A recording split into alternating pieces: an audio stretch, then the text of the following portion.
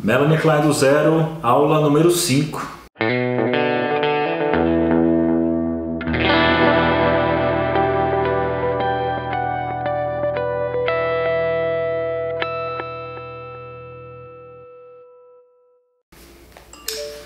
Bom, pessoal, estamos aqui em mais uma aula do nosso curso Melanie Klein do Zero, seguindo o livro do Riad Simon, Introdução à Psicanálise, Melanie Klein, volume 17, daquele livro da editora EPU, que eu já disse para vocês, um livro que vale muito a pena você comprar qualquer um dos volumes, é muito interessante, um livro muito bom.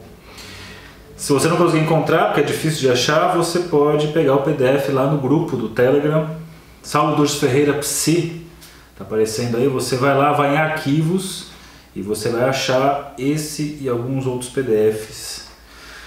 Bom, então aqui no livro, a gente está no capítulo 2, na página 29, que é o tópico 2.2, chamado Formação de Símbolos. Então eu vou seguindo aqui, mesmo esquema, eu vou seguindo o texto e vocês acompanham daí.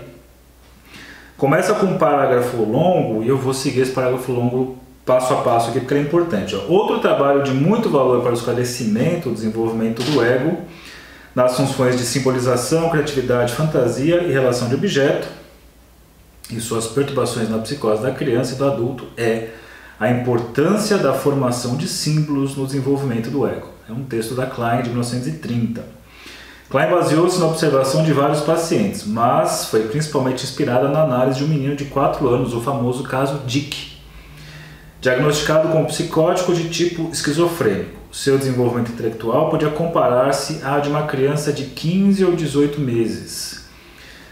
Tinha reações emocionais e adaptação à realidade quase ausentes. Isso vai perceber na descrição que ela traz, como é que é, por exemplo, o primeiro encontro com o Dick, como era uma criança muito distante afetivamente dela e de qualquer pessoa. Mas vamos lá. Não apresentava reações de angústia, a não ser raramente. Geralmente emitia sons sem sentido e repetia ruídos constantes, estereotipia. Quando falava, usava um vocabulário pobre e incorreto. Klein supunha que ele não queria se fazer entender. Com a mãe fazia às vezes o oposto do que era esperado. Outras vezes, quando dizia uma palavra correta, repetia mecanicamente, inúmeras vezes até enjoar o interlocutor. Diferentemente da criança neurótica, a oposição de Dick era feita sem afeto e entendimento. Quando se machucava, apresentava insensibilidade à dor e não demonstrava desejo de ser confortado e acariciado. Era feio e desajeitado. Então essa descrição inicial para dar o cenário. Então você vê aí essa coisa do outro, de não ter nenhum tipo de vínculo afetivo com o outro, de não considerar o outro. Mesmo a própria experiência do corpo, né? Então se machuca ali, alguma coisa assim, se mostrava insensível à dor. Então o que está implicado aí? Né?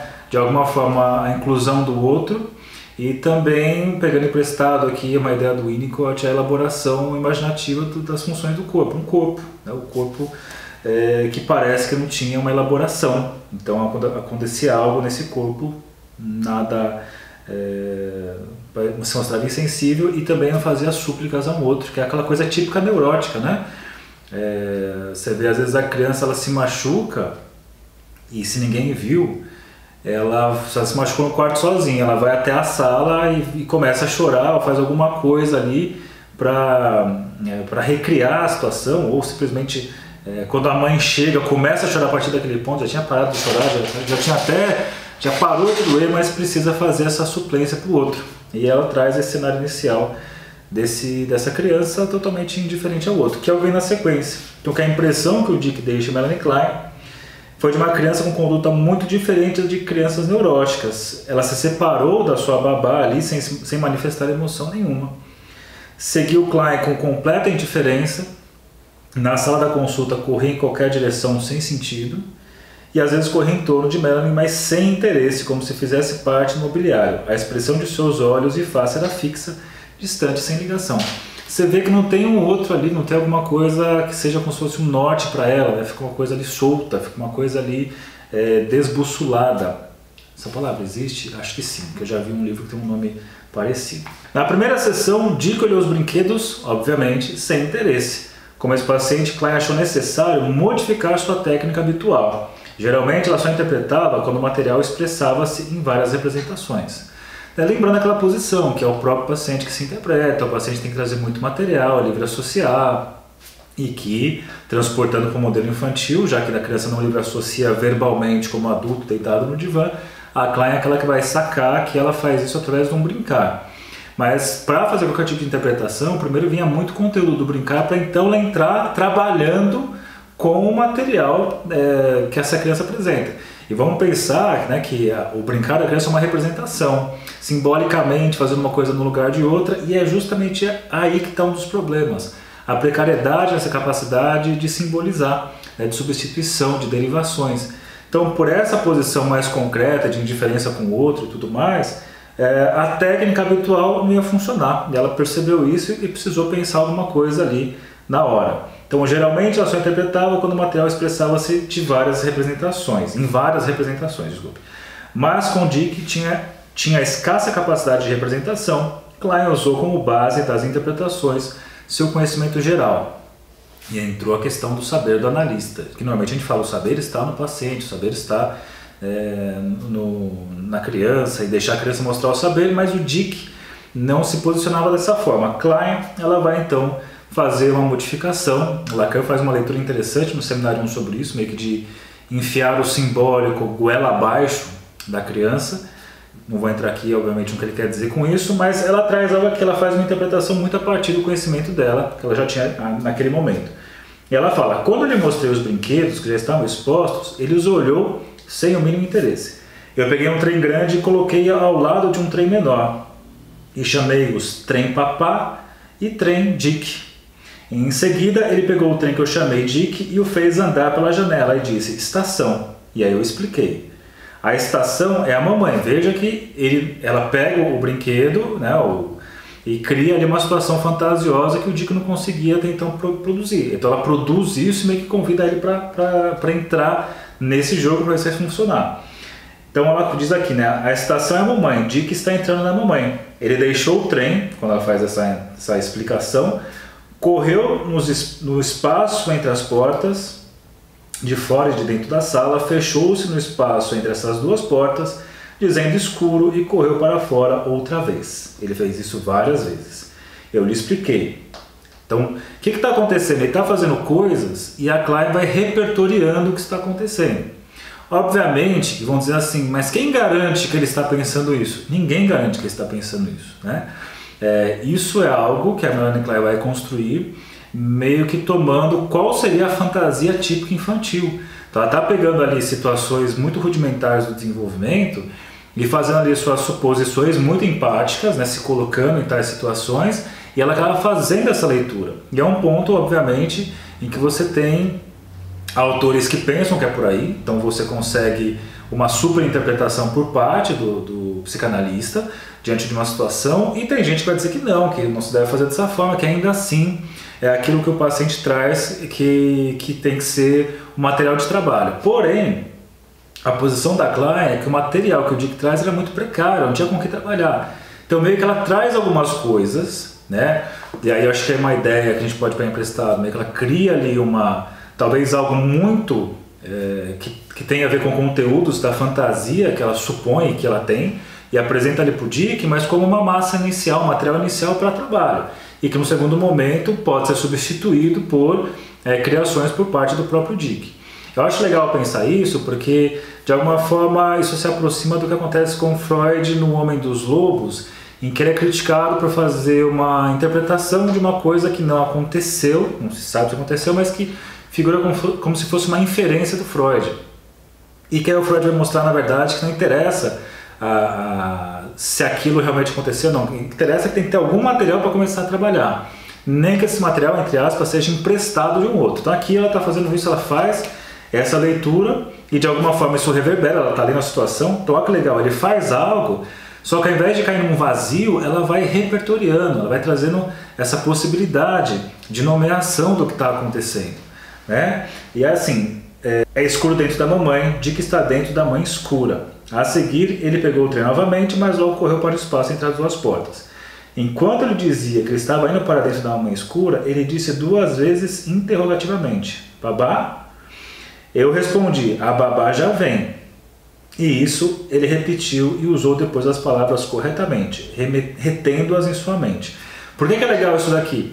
Porque ele, se você olhar no começo, ele se afastou da babá, né, de forma indiferente inicialmente, né, sem manifestar emoção, ele se aproxima indiferente da Klein, porém nessa situação em que talvez, ela vai explicar o que aconteceu ali, ele sentiu a falta dela. Sentir a falta já implica que algo está faltando e que algo está sendo buscado. Então a tentativa, né, se ele evoca ali babá, porque alguma coisa ali em termos de representação mental aparece.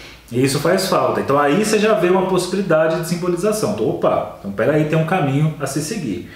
E aí vai trazendo na terceira sessão, Dick começou a se interessar pelos brinquedos. Olha só que interessante, uma criança completamente desinteressada passa a se interessar. Viu um vagão contendo blocos pretos representando carvão e disse: corte. Quando Klein, após dar uma tesoura, percebeu que ele não sabia usá-la, né, conseguiu usar a tesoura, a um olhar do menino, ela pegou e ela cortou os blocos, olhando para o menino, né, mostrando para o menino, melhor dizendo. O garoto pegou o vagão e os blocos, jogando na caixa e disse: foi. Que é interessante essa capacidade de separação nesse momento. Klein interpretou que Dick cortara as fezes da sua mãe. Lembrando que fezes também tem a ver com uma fantasia, aquilo que compõe a mãe, né? Elementos persecutórios, como eu já falei em outros vídeos, urina, fezes.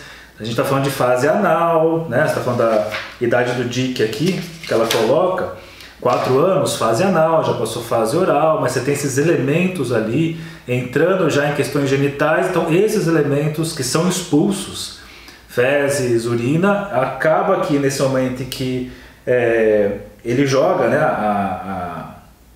os blocos, ele está de alguma forma fazendo uma representação de uma outra coisa. Então a possibilidade de simbolização.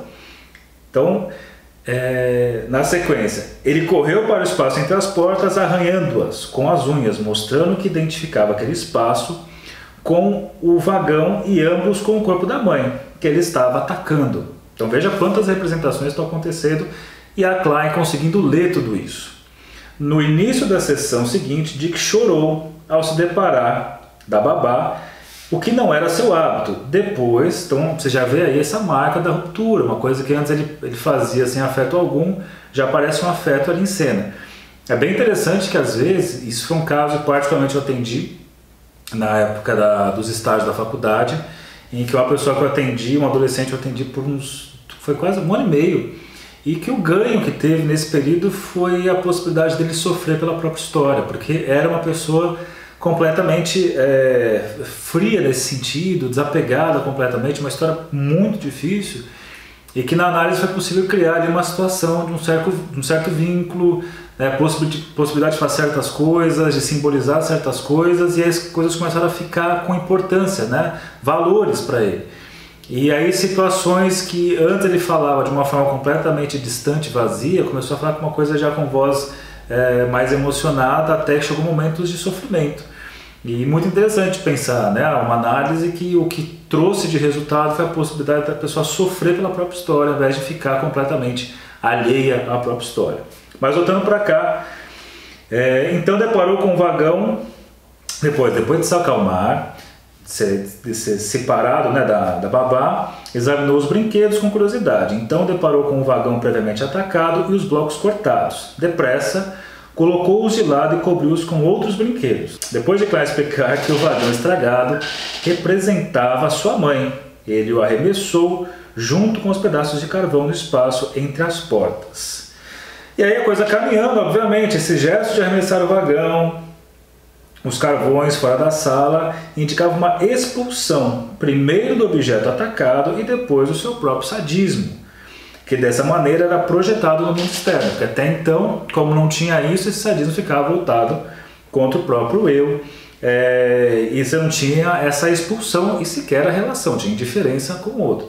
A Klein consegue propiciar isso, e veja que ela está figurando aqui, ela até vai trazer isso, né, ó, que a página, né, a babá ali ficava com a figura protetora e a Klein como figura ameaçadora, porque trazia essas interpretações, ela movimentou a coisa. E essa possibilidade dele jogar isso para fora é uma forma de poder colocar para fora esses objetos maus, de poder projetar na Melanie Klein esses elementos maus, ao invés daquilo ficar pensando dentro do raciocínio das relações objetais, desses objetos maus permanecer dentro dele. Então ele pode projetar na Klein, veja só que interessante aqui quando fala assim, ó, ele põe aqui na página 31, ao se desligar da página, figura protetora, e ficar com Klein, figura ameaçadora. Acalmou-se ao não ser atacado pelo analista. Então aí, o que alguns autores chamam de experiência emocional corretiva, a gente poderia pensar no modelo das relações objetais, que a Klein ela fica como esse lugar de receptáculo das projeções da porção má do objeto, e para não retalhar, ela elabora esse objeto que deixa de ser mal e pode ser reintrojetado. É interessante isso, a gente poderia pensar de uma forma muito esquemática assim.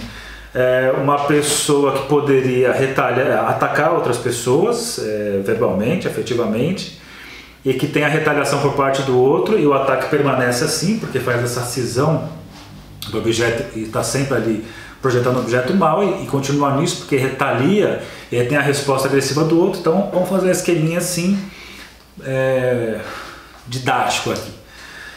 Eu que estou o outro projetando o objeto mal no outro. Projeto no outro.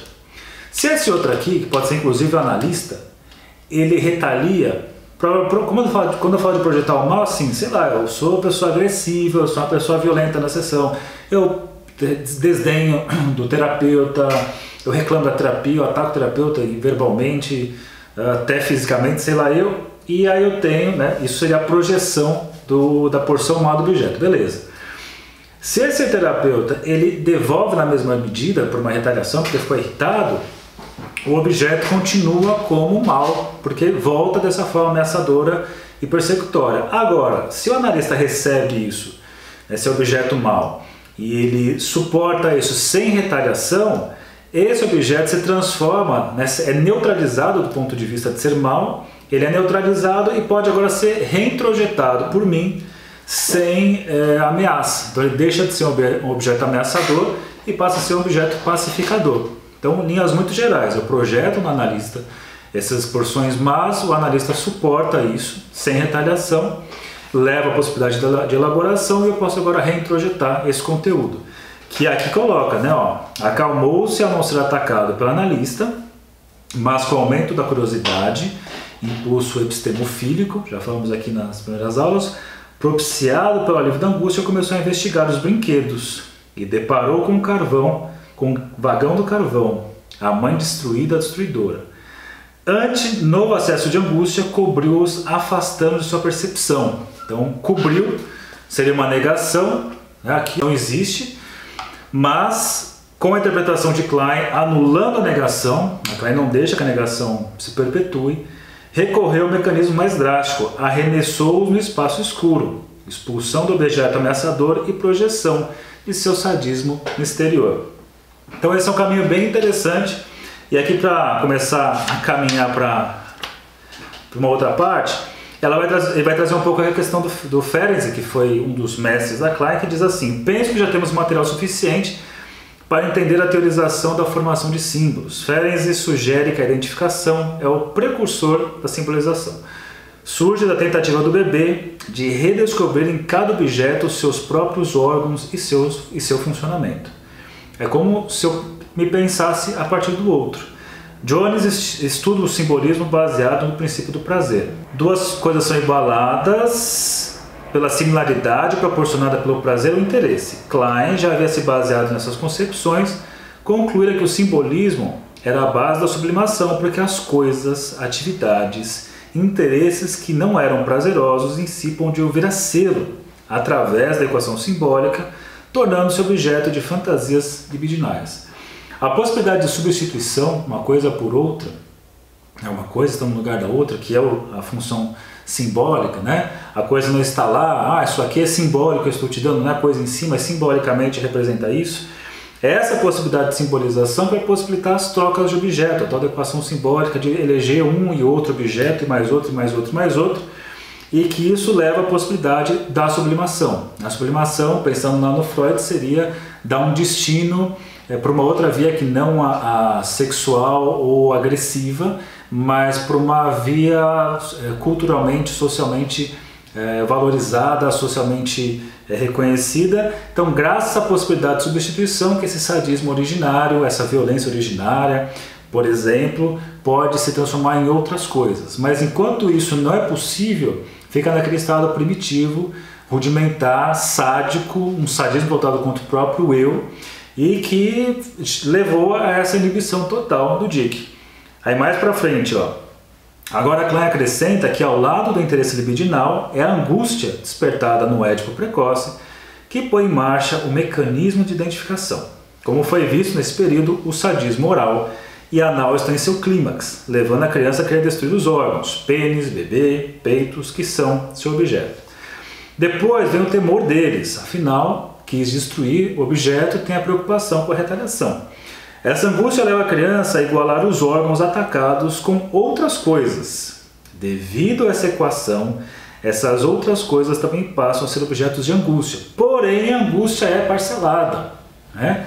É uma pessoa que, talvez num relacionamento com uma figura que o angustia, porque representa uma outra coisa, pode precisar talvez de ter outras, né, e outros parceiros por fora, para que não tenha um único objeto como o elemento angustiante. Sim, posso fracionar, como se fosse assim. Imagina que você tem uma quantia de dinheiro, você pode colocar tudo num único banco, ou você pode, né? Você tem todo o dinheiro ali, se esse banco quebrar, você está ferrado. Agora, se você fracionar isso em vários bancos, você consegue diminuir. Obviamente, você tem uma diminuição de investimento, porque agora vai fracionar e ao mesmo tempo o risco é menor, então o medo se torna menor. Então, nesse sentido aqui, ele coloca: ela é impelida a fazer outras e novas equações, que formam a base do interesse em novos objetos e do simbolismo. Aí, para chegar nesse ponto que eu coloquei, portanto, não é apenas por prazer, mas para se aliviar da angústia que a criança passa para novos objetos, igualando-os por equação simbólica. E aí, nessa sequência, como eu trouxe para vocês, essa questão inicialmente a identificação com as partes do corpo, daquilo que sai do corpo, depois com a ideia de projeção desse material, de introjeção desse material, através desse processo de equação simbólica, em que eu vou ter aí a substituição por outros objetos. Há uma coisa fácil de entender, diz assim, ó: foi visto que o corpo da mãe constitui a primeira relação básica da criança, que depois se desloca para o mundo externo e a realidade em geral. E aí, para finalizar aqui nosso raciocínio, pensando no caso Dick, no caso de Dick, haveria provavelmente uma incapacidade constitucional do ego para tolerar a angústia. Além disso, olha que interessante, a genitalidade começou a funcionar muito cedo, isso devido ao desenvolvimento prematuro do ego. Então você tem aí uma incapacidade constitucional do ego, porque ele começou a funcionar muito cedo, e funcionar muito cedo, o que aconteceu? A operação precoce de reações originárias no nível genital foi resultado do desenvolvimento prematuro do ego. Só que o desenvolvimento prematuro não é uma vantagem, porque veja só, mas este inibiu um desenvolvimento posterior. Essa identificação precoce com o objeto não poderia por enquanto ser mantida em relação com a realidade. A genitalidade, olha que bacana, levou a uma empatia prematura. Por exemplo, os ataques aos objetos não eram seguidos apenas de angústia, havia remorso. Então lembra que você está atacando os objetos, depois tem o medo de ser retaliado, só que no caso de que ela está trazendo que já tinha um remorso, um arrependimento, já tinha ali quase como se fosse a passagem para a posição depressiva, só que como você não resolveu o problema 1, você chega no 2 incapaz e depois você nem faz o 2 e nem faz um direito, e a criança então regride a tudo isso. Então olha só, mais uma vez, por exemplo, os ataques aos objetos não eram seguidos apenas de angústia, havia remorso, pena e um desejo de se obrigar a fazer restituições. Isso seria lá da frente, muito cedo a criança percebendo isso, e esse foi o problema. A incapacidade de tolerar a angústia e a empatia precoce tiveram um papel decisivo na retirada de todos os impulsos destrutivos. Esses impulsos restritivos são fundamentais, lembrando, a projeção, por exemplo, na mãe, na posição do analista, da reelaboração disso, reintrojeção. Depois, Dick cortou a ligação com a realidade e submeteu sua vida de fantasia à extrema inibição, procurando refúgio nas fantasias do corpo escuro e vazio da mãe, como foi visto. E no final ela traz uma coisa interessante, obviamente eu indico que vocês leiam o caso Dick, é um caso complexo, interessante, né? Eu trouxe aqui só um lampejo de algumas ideias, mas ela traz algo importantíssimo no final, dizendo: foram inúteis para a recuperação dessa criança o esforço pedagógico e o carinho recebido da nova babá e de sua avó, que o amava muito. Dick recebia excelentes cuidados materiais, mas escasso amor, porque sua mãe era muito angustiada e o pai distante. Pela análise, Klein pôde estabelecer comunicação com o paciente, primeiro pelo acesso ao seu inconsciente, através dos rudimentos da vida da fantasia e dos escassos símbolos já formados.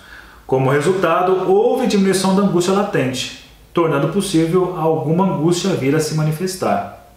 A elaboração dessa angústia abriu caminho para o estabelecimento de uma relação simbólica com coisas e objetos, além de pôr em marcha os impulsos agressivos e epistemofílicos. Bom, essa é a ideia, mais uma vez, indicação de que leiam o caso Dick. E na próxima aula continuamos, aula 6, falando sobre Melanie Klein do zero. Até lá!